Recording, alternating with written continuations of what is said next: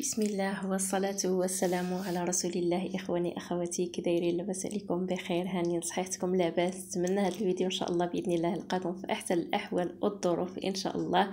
شكرا لكم خوتي العزاز على الكومنتات ديالكم الزوينين وعلى البارطاج ديالكم للفيديو. الله يجازيكم بخير ويجيبها لكم في ميزان الحسنات. واللي شاف هذا الفيديو خوتي ما تنساوناش من اللايك والضغط على الجرس باش يوصلكم جديد الفيديوهات ان شاء الله. اللي ما اشتركش في القناه يشترك ويفعل الجرس باش يوصلوا كل جديد مع نهار جديد وفيديو جديد ان شاء الله. اللي غنشارك معكم السفوف او سلو بطريقه مغربيه ان شاء الله باذن الله، واللي صحيه واقتصاديه وفي متناول الجميع ان شاء الله باذن الله. كنتمنى يعجبكم اخوتي. هذا هما المكونات اللي غنشارك معكم ان شاء الله باذن الله. عندي هنا كيلو ديال الكاوكاو الاحمر، كيلو الكاوكاو الابيض من بعد ما حمرتهم، القرفه، النافع، المسكه الحره، اللوز، كيلو ديال اللوز من بعد ما سلقته، هنا نص كيلو ديال الشوفان وكيلو ونص ديال الجنجلان، وطبيعه الحال حبه حلاوه ما نساوهاش بقرعه المزهر. هادشي خوتي العزاز هنايا عندي كيلو ديال السكر كلاصي.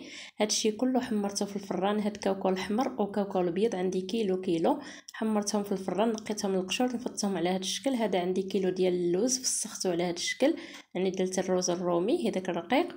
عندي الشوفان نص كيلو حتى هو من بعد ما حمرته في الفران، اللي كيعطينا واحد لوغو غزال وصحي خوتي. ضيفوه زيدوه السلو صراحه اللي كيعطي نكهه ممتازه وهو صحي في نفس الوقت. هنايا عندي الطحين بعد ما غربلته خوتي العزاز وحطيت المكونات. سمحوا لي راني شركت هنايا كاوكاو واللوز طحنتهم كلهم مع بعضياتهم، طحنت النافع، القرفه، حبه حلاوه، يعني دوك الشوفان حتى هو طحنته وغربلته. هذا الطحين عندي هنايا ديال الطحين 3 كيلو ديال الفرص الابيض دايره ومحمره على هذا الشكل هذا كما كتشوفوا.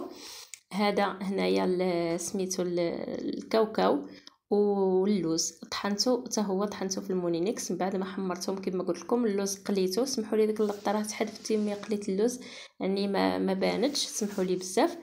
صافي من بعد ما حمرته قليته في الزيت. صراحه اللوز قليته في الزيت هكا سخون، الزيت اللي غنخلط بها سلو، قليت فيه هذاك الكيلو ديال اللوز، حمرته هكا على شكل ذهبي، جا اللون ديالو ذهبي، جا موحد وجا غزال. صافي طحنتو هما كوكو مع بعضياتهم خلاص، يعني طحنتهم ماشي لينتهم مزيان، خليتهم مهرمشين. هنايا عندي واحد البانيو، واحد الاناء اخرى ما تهزليش، درت فيه هذيك 3 كيلو ديال الفرص الابيض اللي حمرته في الفران، ودرت عليها داك نص كيلو ديال الشوفان بعد ما طحنته حتى هو غربلته، النافع، القرفه، المسكه الحره نسيت اللي ما ذكرتهاش معكم، هنايا مسكه الحره غربلتها مع شويه ديال السكر كلاصي. من طبيعه الحال كما قلت لكم النافع والقرفه عندي 3 ديال المعالق ديال النافع و3 المعالق حبه حلاوه و2 معالق ونص ديال القرفه، واحد شويه ديال المسكه الحره والسكر كلاصي. درت هنايا كيلو. هنايا نخلط النواشف كلهم مع بعضياتهم. سلو تبارك الله راه الطريقه كل واحد كتختلف، كل واحد وطريقته.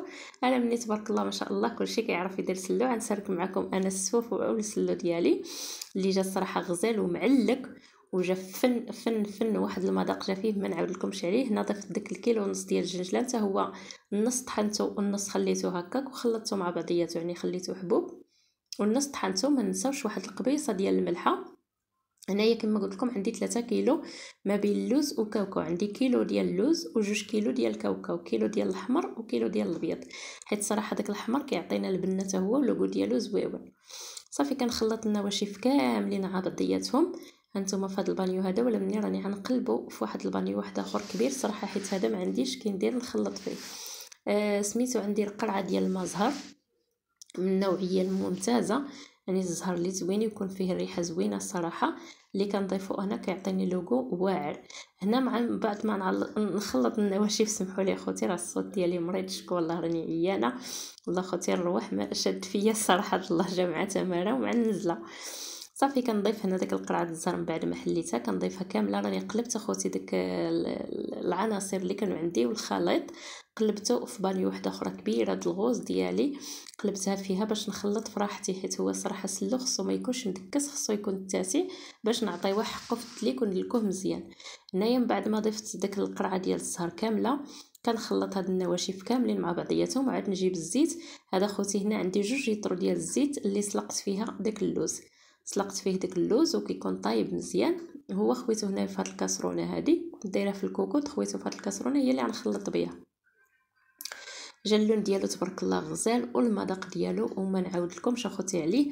وما تبقاوش تخطيو اخوتي الشوفان في السلو اللي عطاني الصراحه لوغو كما قلت لكم غزال وفيه القوه تبارك الله حتى هو الشوفان راكم عارفين صحي او الخرطال كل واحد شنو كيقول له، اللي تضيفوه حتى هو في السلو بقاو ضروري تضيفوه الصراحه، اللي صحي وزوين.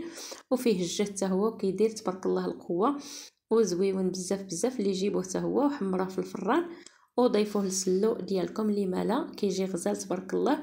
انا خوتي ما كنزيدش داكشي د الاعشاب، كاين اللي كيبغي زريعه الكتان اولا الا كل واحد شنو كيضيف في سميتو في السلو ديالو اولا سميتها هذيك نسات لي الصراحه واحده اخرى العشبه واحده اخرى اللي كدير في السلو حتى هي، ولا مني انا راه ما ضفتش حتى شي اضافه، فقط يعني ضفت هاد الاضافات هادو اللي قلت لكم: كاوكاو، اللوز، الجنجلان، سميتو الشوفان والدقيق الابيض. وعني اللي خلطته تبارك الله وعطيته حقه في الدلي كما كتشوفوه هانتوما تبارك الله. كي جا غزال وجا اللون ديالو رائع، اللي جا تبارك الله لونه ذهبي وجا كيحمق صراحه. هذا الطحين حمرته على برا يعني في الفران ديال الشارع، الفران ديال الزنقه، وجاني تبارك الله الطحين ذهبي وجا غزال ما شاء الله. يعني عندنا صراحه واحد السيد كيعرف يحمر الطحين تبارك الله ما شاء الله عليه، عنده خبره فيه اللي حمر تبارك الله وجاب اللون ذهبي وجا غزال. شوفوا السلو ديالو خاص صراحه راني صحيت صوبته بالليل، سمحوا لي على حساب الاضاءه، ولا مني صراحه الله التليفون شويه الاضاءه ديالو ناقصه، اما السلو الصراحه جا خطير ومعلك وغزال وواحد المذاق فيها خوتي راه ما نعاود لكمش عليه. لا جربتوه الطريقه يعطيكم نتيجه الطب. هنايا تبارك الله السطر عمر لي السطر ما شاء الله ديال سلو هانتوما، يعني وضفت عليه داك اللوز اللي كان شاط ليه واحد شويه ديال اللوز غير تزيين وصافي. يعني الا خليته عمرت واحد الطبيصل ان شاء الله باذن الله انا غنوريه لكم اللي غندير فيه التبصيل ديال التقديم ان شاء الله، وغنزوقو باللوز حتى هو. هانتوما تشوفوا الطريقه كيفاش. وهذا هو السطيل ديالي من بعد ما عمرته اللي جا غزال كما قلت لكم. هاد السلو حق الله لا عجبني بزاف بزاف، كنتمنى ان شاء الله باذن الله تجربوا الطريقه. ولا عجبكم نتوما سلو ما تبخلوش عليا بالتعاليق ديالكم ولي لايكات. وشكرا لكم اخوتي العزاز، وما تنساوناش من لي لايك الله يسهل عليكم فضلا وليس امرا، واللي ما تبارطاجيو الفيديو مع الحباب والعائله والاصدقاء اللي ملا باش تعمل فائده ان شاء الله، وهي كنتعاونوا مع بعضياتنا خوتي. هادشي اللي كاين كنتمنى يعجبكم نتوما وينال الاعجاب ديالكم ان شاء الله باذن الله. شوفوا خوتي اللوين كي داير، ها نتوما على اللوين وجا غزال ما شاء الله. هذا هو اللون ديال اللوز اللي خليت له حتى هو حمرته على هذا الشكل هذا. سمحوا لي الصراحه راه بغيت نشاركو معكم واللقطه ما عرفتش اخوتي كيفاش تحدفت لي ديال اللوز اللي حمرته بعد ما قليته، عفوا بعد ما قليته في الزيت جا على هذا الشكل. راني نقصت منه يعني واحد شويه، حيدت منه واحد الطبيصل واحد شويه باش نزوق به هكا الطبق ديال التقديم، ونخليه شي شويه هكا من الفوق من فوق السطال هكا. نبقاو نهزو طبيصل ونديرو فيه شويه د اللوز، واللي بغى يخلطو معاه يخلطو معاه اللي مالا صافي. كما شفتوا هذا هو الطبيصل ديال التقديم، غنزوقو معكم ان شاء الله باذن الله. ها انتم اخوتي العزاز، وكنقدموا لكم بالصحه والراحه وتاكلوه ان شاء الله في الصحيحه والسلامه، ويدخل عليكم هذا رمضان المبارك بالصحه والسلامه وطول العمر يا ربي حبيبي. وباش كنتمناو اخوتي العزاز في حياتكم والله يخلي لكم وليداتكم ويخلي لكم معز عليكم ويحقق لكم ربي جميع الاحلام ديالكم ان شاء الله. واللي مريض الله يشافيه في هاد العواشر يا ربي حبيبي، واللي عنده شي حلم واللي باغي الذريه الصالحه يا ربي تعطيها له وترزقه من حيث لا يحتسب. وهذا الشيء اللي كان اخوتي العزيز انا خدامه كنزوق في الطويصل ديالي. هانتوما كما كتشوفوا على هذا الشكل جا تبارك الله. قلت لكم سلو معلك راه خوتي السلو ديالي ما كندير له لا زبده ما كندير له لا عسل لا حتى شي حاجه، وكيجي معلك بوحديته ما شاء الله. هذه هي اقتراح وتزيين وصافي. هادشي اللي كان اخوتي العين كتاكل قبل من الفم. يلا اخوتي مع السلامه الى فيديو قادم ان شاء الله. شكرا لكم بزاف.